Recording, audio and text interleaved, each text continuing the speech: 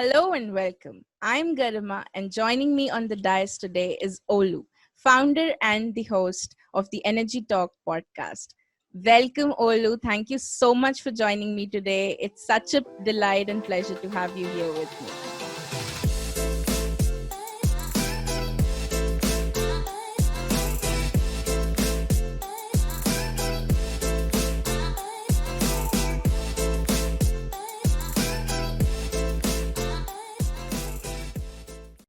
Thank you very much, Garima. It's really a pleasure to be here. I like the project you've been running on, and I like your energy. It's great to have a chance to talk to you. Thank you so much. Thank you so much, Olu. That means a lot to me. Olu, let's begin with your story. How did your journey begin in the oil and gas industry?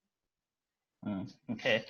So I guess this is the boring part of the interview, so I just like go past it very quickly because it wasn't anything too particular. So I was born in Nigeria, and then in 2010, my family moved to Qatar.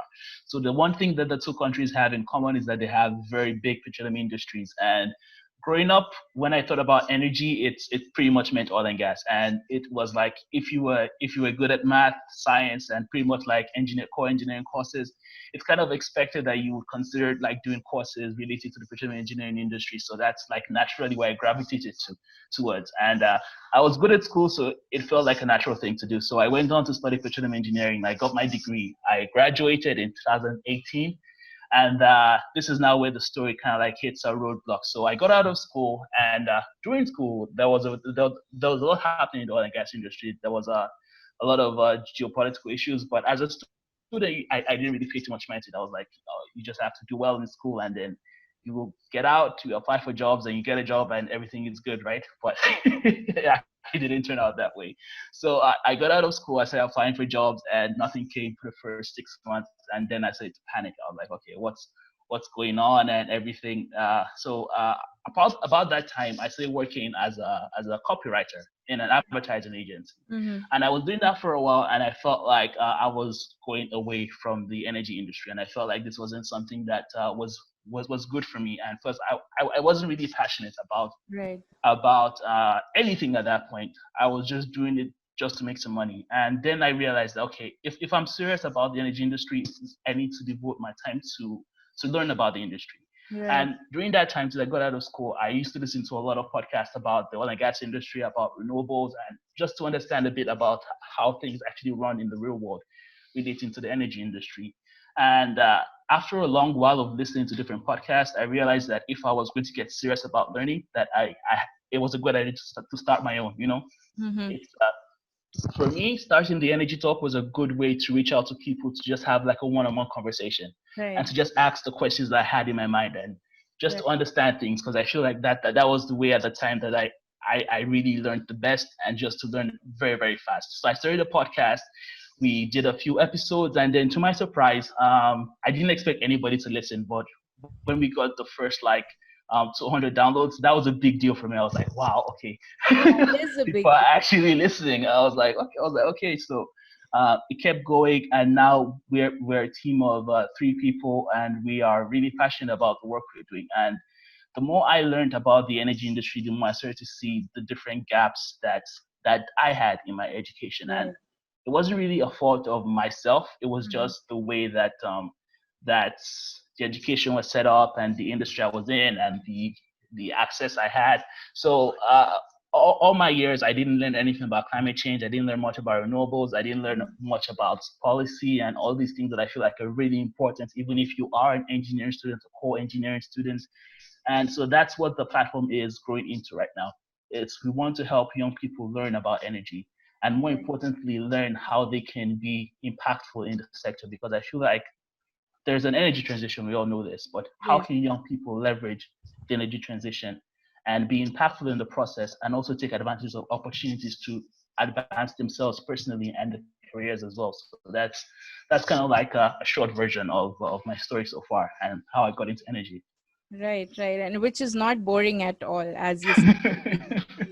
And I would like to understand from you, as a young person who is so passionate about the energy sector, what would you say to the younger generation out there who is looking forward to building a career in the industry, and why do they need to be a part of this sector today? What it is that would really interest them, and why this is the space for them? Mm. I think every generation has like a grand challenge that they need to overcome. Mm-hmm. And right now, I think the biggest challenge that most people can agree on is issues relating to climate change and energy, because I think those two things are tied very closely together, because most of our energy production comes from fossil fuels, and that releases a lot of carbon emissions, and that ties back to climate change. But there's a problem, because our need for energy keeps going up, and we can't just stop generating electricity or energy, because that's not something that's sustainable. And as more countries come out of poverty, let's call it what it is, and more countries seek to become more developed, they need more energy to develop themselves. So now the question is, how can we aid development and accelerate it by providing as much energy as required without affecting it in the long term, and putting people that are already in a disadvantaged position into a more disadvantaged position. And this is really the grand challenge, if you will. And this is why I feel like energy is really important right now, because it's a matter of preparing ourselves for the next generation. And this is it has a lot of opportunities for young people to really get involved in, because as for me right now, I started learning from scratch. And luckily, as I kept learning more and more, I got involved in different organizations. I have to get recommend student energy for anybody as well. um, so once you start to understand the amount of problems there are in the sector, especially in the oil and gas sector, because the oil and gas sector is in a lot of scrutiny these days, and what role does it play in the energy transition? Because, as I said, most of the problem comes from fossil fuels releasing carbon emissions, and then you ask yourself, like, okay, so what do we do about the fossil fuel industry? What do we do about oil and gas? Is it part of the future? Is it part of the solution? And in these difficult questions, and what roles do renewables play? Where does nuclear come in? Like, there's so many questions that need to be answered. And I feel like if you're a young person looking for like a big challenge to solve right now, this is really the sector to be in. Right, right. And Olu, you mentioned that you had worked with an advertising agency as a copywriter, and you were not really happy with that because you decided to be a part of the energy sector, and you felt that you were not doing enough if you're really serious about this space. Now, today, if I have to ask you, how do you look at advertising in the oil and gas industry, because it is part of the storytelling Mm. project, right? And this Mm-hmm. is also a way in which we tell stories about the oil and gas industry, about the oil and gas companies. How do you look at advertising, branding, marketing in this sector today? Mm. I think it's very important. And as much as I hated it at the time, I would say hated it, but I just felt like I wasn't doing my best at that period. My time spent in that marketing advertising agency taught me a lot about how do you communicate with people who you want to listen to your solution. Because that's the main goal of marketing. You want people to believe that you can solve their problems. And you look at the energy industry. Uh, for so long there was no reason to do that. I mean, oil and gas companies were profitable for so long. They had huge profit margins, and they didn't need to ask for anybody's permission to do things most of the time, because they made a lot of money. But now we are in a position where you need you need that social license to operate. Like, you need people to understand, why are you doing this? How does it benefit me? And I think more and more companies are realizing this now. And if you look at all the big oil majors, they all have marketing campaigns. They're all active on Instagram, on Twitter, on Facebook. They're trying to talk to young people. I think a few of them have been very successful. I can give like BP as an example, that they're putting themselves in situations where they have to have tough conversations. And I feel like this is the direction that most energy companies are moving into. And it's not just in oil and gas, because I also have the privilege to guest host a nuclear podcast called The Titans of Nuclear. Mhm. And it's the same thing in that industry as well, because they're also facing challenges where people are more concerned about, where does my energy come from? How does the energy generation affect the environment? Is Right. it safe? Is it sustainable? And more people have these questions. And if you don't answer these questions for them, they come up with assumptions. And Mm-hmm. the more people come up with assumptions, the more likely they are to be wrong about what the actual situation is. And Right. because the energy industry is so complicated, you don't want people coming up with assumptions necessarily. So this is why communication is so important right now. And we've seen that on the podcast. Like, how do we break down something so complicated? The energy industry, the energy transition, energy systems, energy mix, oil and gas production, policy. How do we do these things? And we found that the best way to connect to people, like to really make them listen to what you're saying, is to just use stories. If Mm-hmm. it's personal stories, if it's like global stories, and make it tie back to like them. Like, we need to make that energy is just a way for us to move forward. We are producing energy for people. And I think the more companies can tap into the core of their business, which is producing energy for humans, the more they're going to be more and more successful. But it's obviously easier said than done in practice. Right, right. But yes, we are trying. We are trying. I can see Hmm. that. And now tell us about the Energy Talk podcast. What has been your core inspiration behind this? And where do you see this podcast today in the whole energy space? So the Energy Talk started out as a platform for me to learn personally. And the reason why I chose a podcast was because I needed a way to have an excuse for people to talk to me. Because before that, I would kind of reach out to people like, hi, hello, I just graduated. I have a few questions about this, blah, blah, blah, blah, blah. And pretty much nobody would respond because why would they? Because everybody's busy and has something else to do. So I was like, okay, what can I offer them? Like, how can I make myself appealing to them and have conversations that I feel like I need to learn more about specific things. And I was like, okay, the podcast is a good idea because then I can say that okay, I want to have a conversations and we're going to put it in front of people and we're going to turn it into a show. Like people can listen in and you can share your own ideas as well.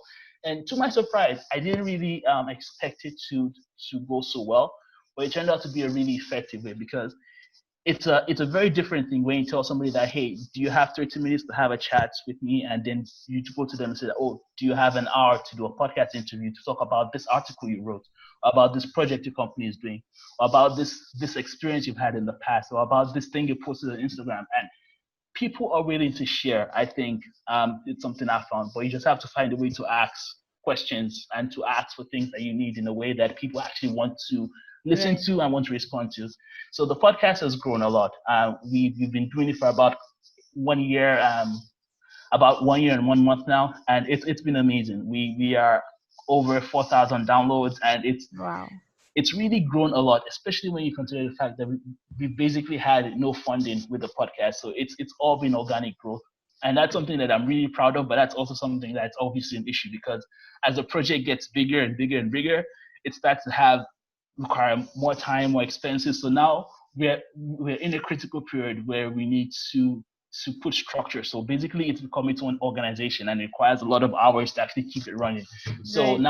now the challenge we face is that how do we make this sustainable? How do we attract sponsors? How do Mm-hmm. we make our messages more clear? And we're getting there slowly but surely. We're getting there. The pandemic obviously doesn't help, but challenges are meant to be overcome. That's the way I like to see them. So it's turned into a really amazing platform. And the best part is that we're speaking to young people. Yes. Um, the majority of our audience comes from between the ages of 20 to 30, and those are the people that we're speaking to. The people who feel like they want to know. They're Mm. they're in this quest for knowledge. That okay, what is going on? How can I help? Where do I fit into this? And I feel like building that community of people and bringing them stories and highlighting key individuals who are doing amazing things because there's lots of young people doing amazing things. We probably just never hear about it. And we feel Right. like this is a good opportunity for us to really build out a platform that we can be proud of, but other people can find to be very useful as well for their lives and their careers as well. Right. Right. And of all the guests you have had on your show so far, who has inspired you the most and why? Hmm. So that's a very good question, and there are a lot of people I could mention, but my team and I usually talk about one guest quite a lot. So she's a climate activist from Uganda. Her name is Vanessa Nakate, Mm-hmm. and we had her on the show I think it was about March this year or a bit earlier. That's when the episode finally got published, and she was just talking about the the title of the episode was African Voices in the climate movement. Mm-hmm. And it was just about the story of how she got into climate activism, how she learned about climate change, and how she realized that it was affecting our own local community, and how she took action Mm-hmm. towards voicing her opinions and making it clear, and then moving on to an international stage. And how do you make yourself stand out on an international stage when you're Right. just a young person? Because I think she's 22, a Mm-hmm. young person from Uganda. How do you make your voice stand out? How do you make people understand that, okay, this is an important thing that's affecting my community, and I want to talk about this, and we want to be heard, and we want actual solutions, not just like gratitudes. And uh, I think there's a huge divide. Mm-hmm. A lot of older people care about different things than a bunch of younger people, and I feel that sometimes when you're young, people don't really take you seriously, and that's something that it's I experience as well, because I also have to go and talk to people about things. But I feel like sometimes it's a wrong approach, because yes, if you're younger, you don't have as much knowledge, but there's so much that young people make up for in terms of that. They go above and beyond just experience. And yeah, so Vanessa's story was just amazing. It was so nice to hear somebody so passionate about something, Right. that they didn't just leave it at passion, but they took action, and they built out a platform, an international platform, where they remain consistent with what they're saying, and they're always willing to do what it takes to get the message across. And she was just an amazing guest. She's an amazing young lady, and anybody who doesn't know about her or about her story should definitely check her out. So she's the guest that I would say that has inspired me personally the most so far on the podcast. Wow, that's wonderful. And Olu, for our audience, please tell us where can we find your podcast, on what channels, and how can people reach out to you? Okay, so you can find us at the Energy Talk on Instagram and Twitter. Just the Energy Talk, the search is up, and also on any platform you use to listen to podcasts, on Apple, Spotify, Castbox, or whatever. Just the Energy Talk, and we should pop up. And you can reach us at our email. You can actually DM us on Twitter and Instagram. We'll always reply. But if you want to reach out through email, so it's the Energy Talk Podcast at gmail.com. So that's a quick way to reach out to us, and we're always willing to hear from people and to get feedback. And if you have any interesting stories that you feel you want to share as well, our platform is always open, and we care very deeply about young people as well. So you're not too young, you're not too inexperienced to be on our platform, and we would love to hear from anybody basically. Absolutely, Olu. And Olu, recently you were on the Oil and Gas Podcast Summit hosted by Mark Lecour from Oil and Gas Global Network. I would like to understand your experience from this summit, because this was one of a kind summit that we have seen in the industry so far. The very first time, I would say, something like this. And I really enjoyed listening to everyone on the show. But what has it been for you, and how did you feel about it?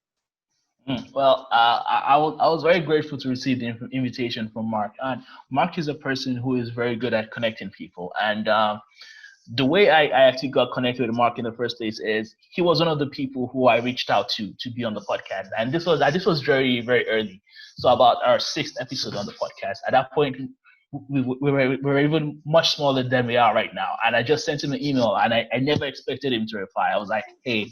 I've been listening to the podcast for about a year now. I love how you talk about the oil and gas industry, and I would love to speak to you on the podcast. Would you like to come on as a guest?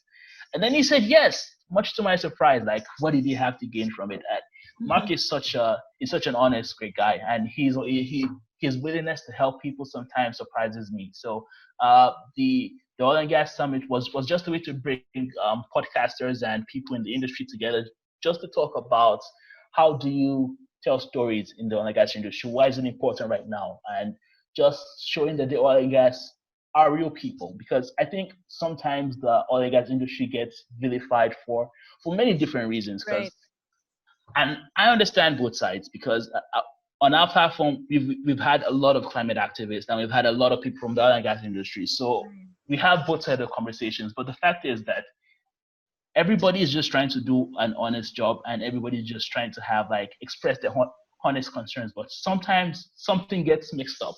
Mm-hmm. That mix up has started to grow more and more noticeable in the last few years. And yes, I agree. The oil and gas industry does have a lot to think about, and it has a lot of responsibility because for so long the oil and gas industry has been the most profitable in the energy sector, but now they have to think about like what what is the social cost of what we're doing, and just having that responsibility right now is something that many of the oil and gas companies, some of them are doing very well, some of them are a bit slow to the party, but I feel like eventually the economics would drive them to the same conclusion eventually. So the oil and gas summit was really an incredible way for me to share about what I'm doing, and it's always nice to feel like you're in a community of people who understand what you do, and I think that's also very important as well. Right, right, absolutely, absolutely. And in the same context, Olu, how are you looking at the whole climate change debate? Because I see you're also associated with the Oil and Gas Climate Initiative. And being a young person, it is, quite easy to get influenced by a lot of arguments out there. But if I have to ask you, what exactly does this situation mean for you, and how do you feel that the younger generation can contribute towards this, and why is it important that people like us keep on telling the right stories about the industry? That's a very good question. I think first I'll explain what the Oil and Gas Initiative is. So that's the Yes, yes. OGCI. So OGCI is a group of about 13 companies. It's a CEO-led organization where they're trying to figure out what is the oil and gas industry's best response to climate change. How do we address climate issues in a way that is uniform, and how can we make best practices along the way that helps other people who aren't part of this 13 CEO group, and how do we make them follow along with us? So the OGCI is made up of almost all the oil majors that you can think about, and a few of the big national oil companies as well. So when you think the Shell, BPs, and Exxon, and NI and Total, and quite a lot of them. So there's 13 in total. So where I come in is a few months ago, I got the opportunity to be a part of this oil and gas challenge team. So it's actually a team of 9 young people from around the world, and our objective is to look very keenly at what is OGCI doing and how effective is what they're doing going to be in the response to climate change. And we're supposed to come up with recommendations. So we do a thorough review of their work and their investment portfolio about what recommendations can we make directly to the CEOs and give that youth perspective as well. And I think it also shows how far the oil and gas industry has come, because I'm not the only young people, as I said, there are eight other of us, and we're just the fact that they've given young people that platform to speak with them, because they actually give you the access. Because right now we speak to a lot of people on their executive community, and we have a lot of interviews with them on a rolling basis every week until we have to the final presentation in September, directly to their CEOs, I might add. So just that willingness to open up their platform to young people, like how can we be better, what can you find that we're missing, how can you inform us on our response, and all these things. uh, I think it's a very big step for the industry. And some people think that initiatives like this are greenwashing, and I won't blame you if you have that mindset. But once you start working and you start talking to the people who are actually in it, you realize that there are people who are very passionate Right. about climate change and about the energy transition. And they want to be fair, they want to do things right. But the thing is that it's such a complicated problem that you can't just turn it off at the snap of a fingers. There are a lot of things that go into it, and there are a lot of policy matters and technical things. So how can you address it on an holistic basis? Obviously, you can't make everybody happy, but the fact that they're trying so hard, and the people who have met and have spoke to who are deeply passionate about this topic, just shows that even in the oil and gas industry, people do believe that they need a response to climate change, and the energy transition is going to happen. And on the business basis as well, because you have to realize that companies like Shell, BP, and Total, these are companies that have been around for a long number of years. They've been around for a very long time.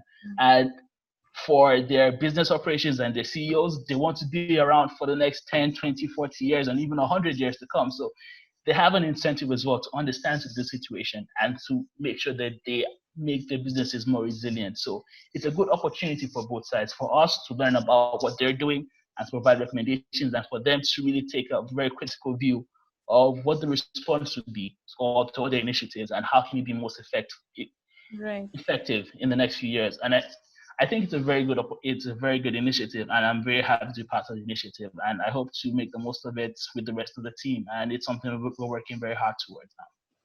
Absolutely. And if you can help me understand, what do you think is the core concern if we talk about the climate activists out there? What is their major area of concern when it comes to, the energy sector and the sustainability, environment, development issues? Mm. I think it comes to, I think there are two things. There are two things that I personally have been able to identify with all the conversations I've had.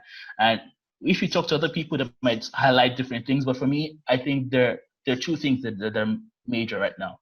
So first is CO2 emissions. Mm-hmm. And if you look at our energy generation, when you're thinking about things like coal, oil, natural gas, and in natural gas case, there's methane leaks and methane emissions, but the oil and gas industry collectively are responsible for so much of the CO2 emissions, and that obviously has been proved to accelerate climate change.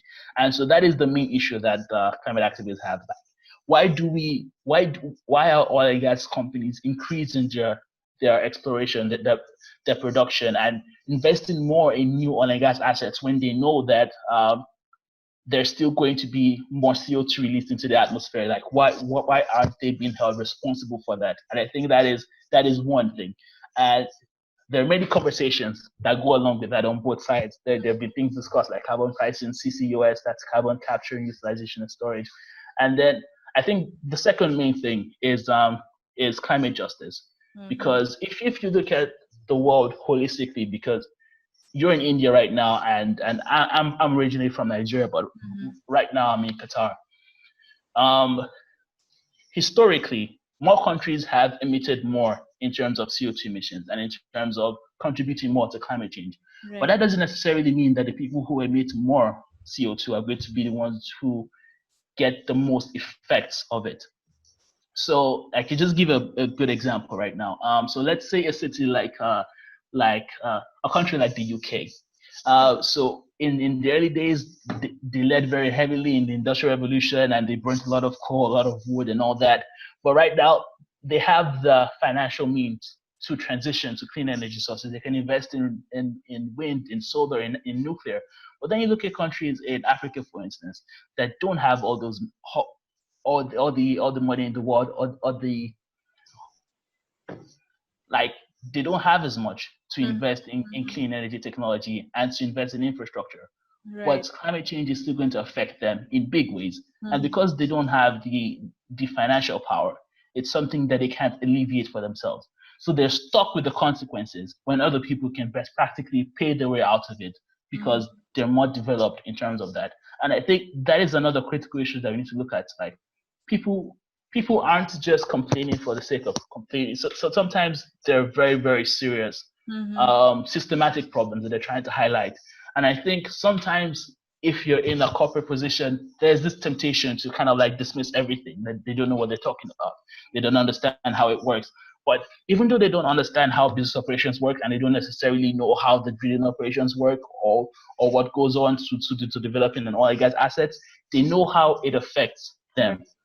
And I Right. think that ignoring them is the wrong way to go. And as more oil and gas companies are seen and more energy companies are seen, you can't just ignore the problem and expect it to go away. It's going to Right. get louder and louder and louder. And a lot of young people have come up in the space as well, and they've been given amazing platforms. And right now, climate activists can pretty much be considered celebrities in some sense. And this is just an effect of ignoring a problem for too long Right. and assuming that it will just go away. But the problems won't go away. So those are the two things for me. So it's the climate justice aspect, and it's also all those CO2 emissions as well. That's a very important point that you mentioned here. That is to have a dialogue with them, right? It's important to understand what exactly the core problem is, what exactly the concern is, and how we can help, and how is the industry already contributing in so many ways. That is a very important issue which we have not talked about a lot in the past, and you said the problem has been ignored for quite some time, and that is why it looms larger than ever on the table today. So yeah, Hmm. that's a very very crucial element of this whole debate that we have today.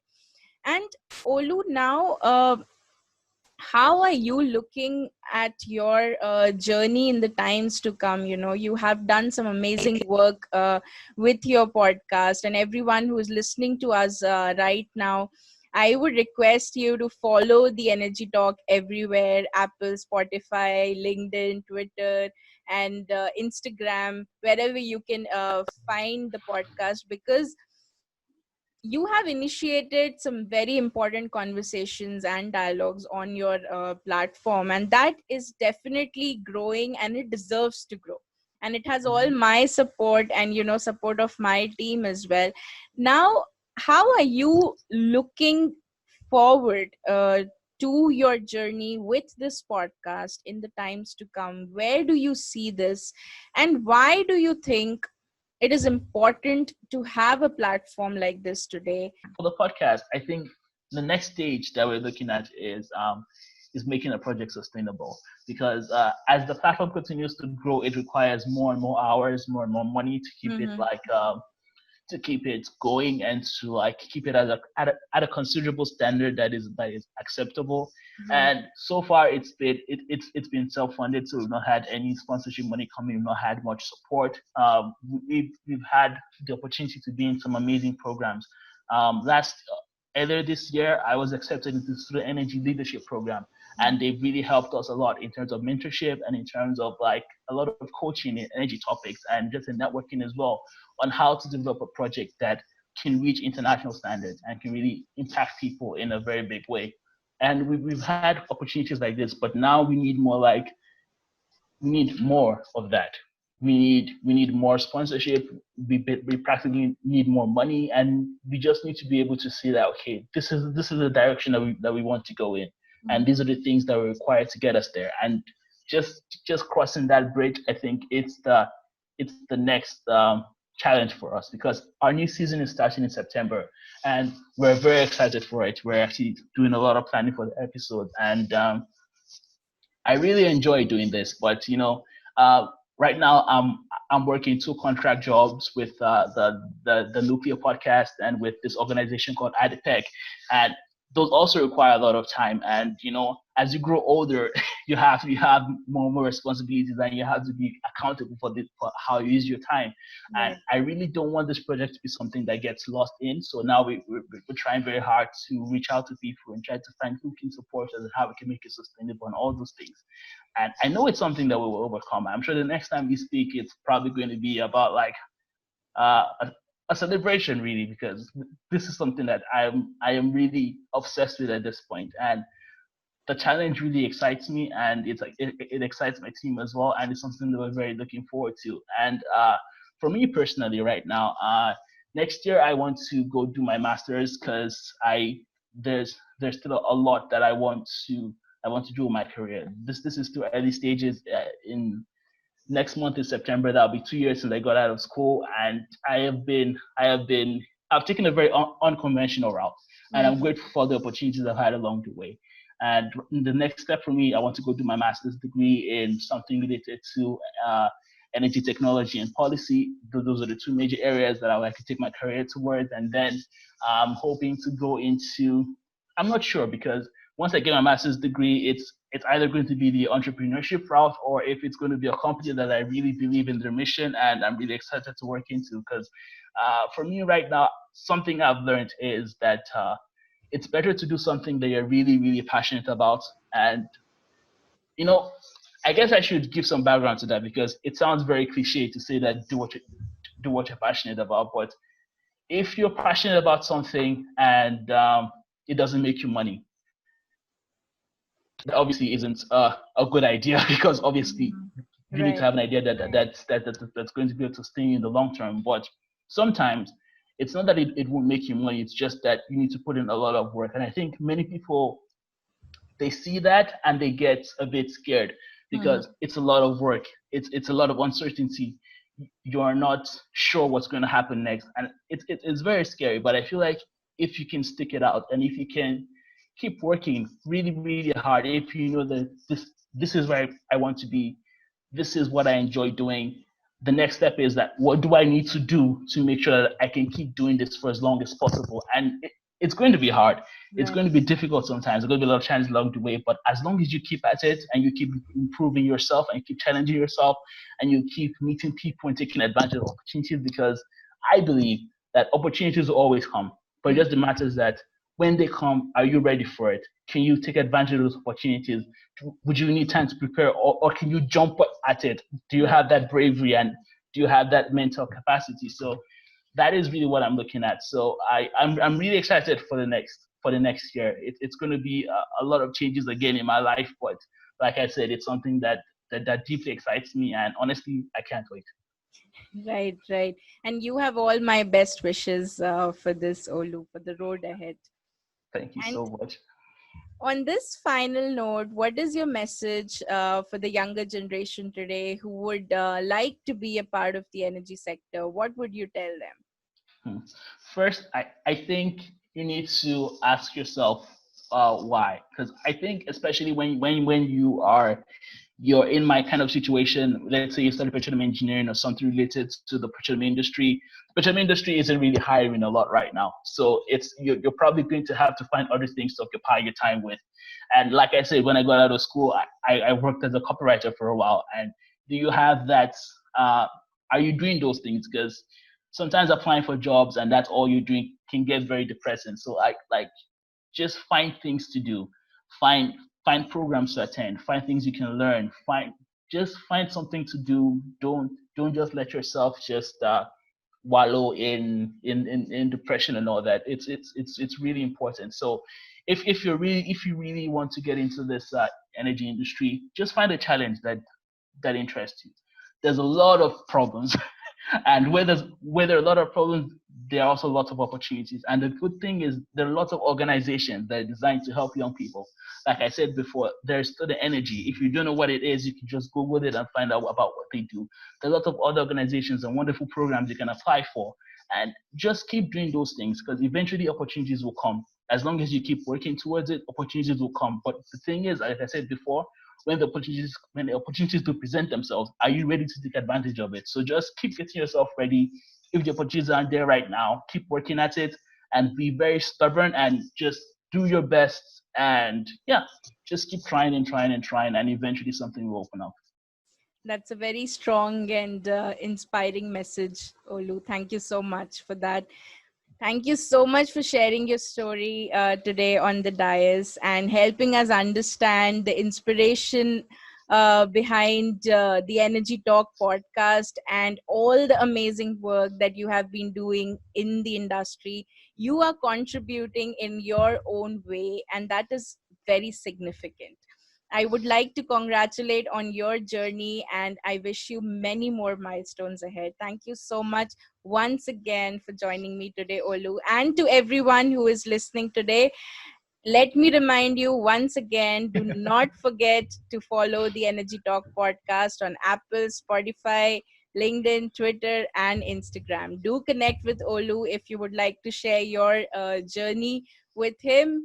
He will definitely welcome you with open arms. Yes. Thank you so much, Garima. It's been a pleasure being here on the show. I really appreciate the invitation.